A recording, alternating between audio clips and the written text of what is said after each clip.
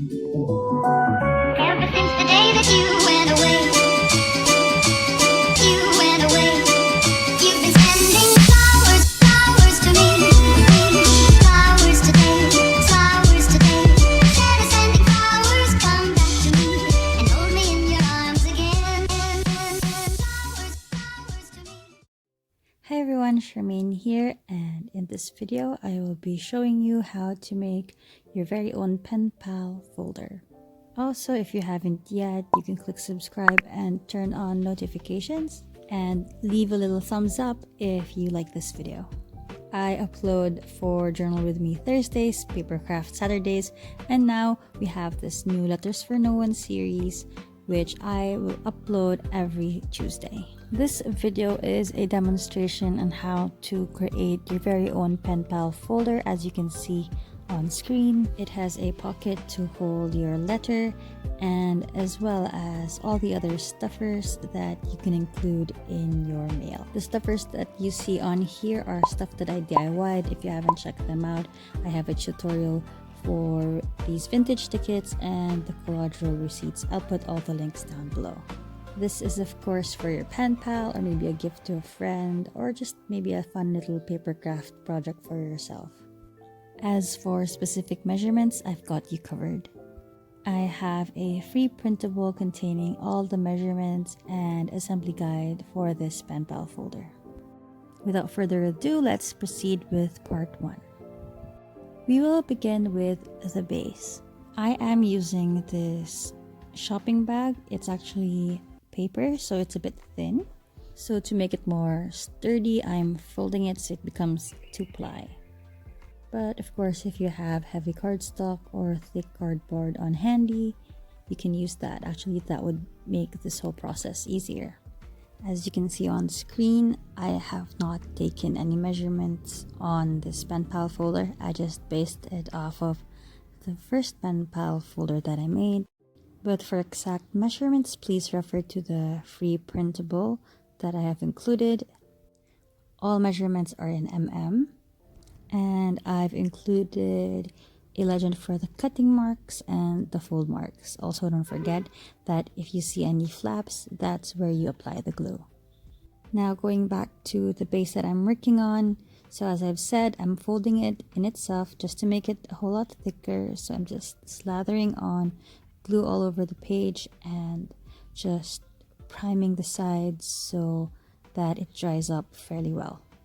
And then to get crisp, clean edges, I just run the blade and cut off a bit on the ends. Now that we have the base, we proceed to part 2 where we create the components.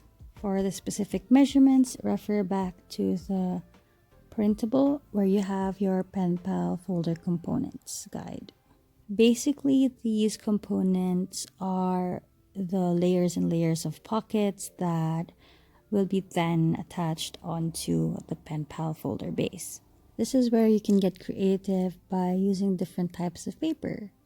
This is where you can get as creative as you want. So for me, I use different types of paper to get a vintage and sort of collage-like layer effect. So I used craft sheets or this craft folder to have that brown sheet on there. I mixed and matched it with some wax paper and a couple of book papers in different colors. So one is in newsprint and one is in that yellowish tinge of pocketbooks. So this is the part where you can really experiment, mix and match, and see what type of paper works over the other. Before proceeding with the assembly, I need to make a slit onto the pen pal folder base so I can attach my fasteners. For specific measurements where to locate the slits, refer back to the free printable in the description. After marking and creating the slits, just slip in your pin fastener on there. Secure the flat pins at the back. I actually used a washi tape just to put them in place. So this is the time to decorate the base if you want to add some stamps or any other decorations or components before you assemble the envelopes on top of it. To proceed with the assembly, refer back to the printable. I have included an assembly guide so you can use the letters of the components to know which component goes where. If you just have the printable alone, it could get a bit confusing since the overlaps aren't obvious, so I suggest just watching this video to see how I layered each component over the other. Basically, just so you know which component goes on top of what. To secure the components, I just apply glue on the flaps. Otherwise, if you have double-sided tape, that would make life way easier because they stick instantly. Whereas since I am using glue, I use bulldog clips to hold the components in place while drying. When your pen pal folder is fully dried and assembled, the fun part begins. It is now time to decorate your pen pal folder.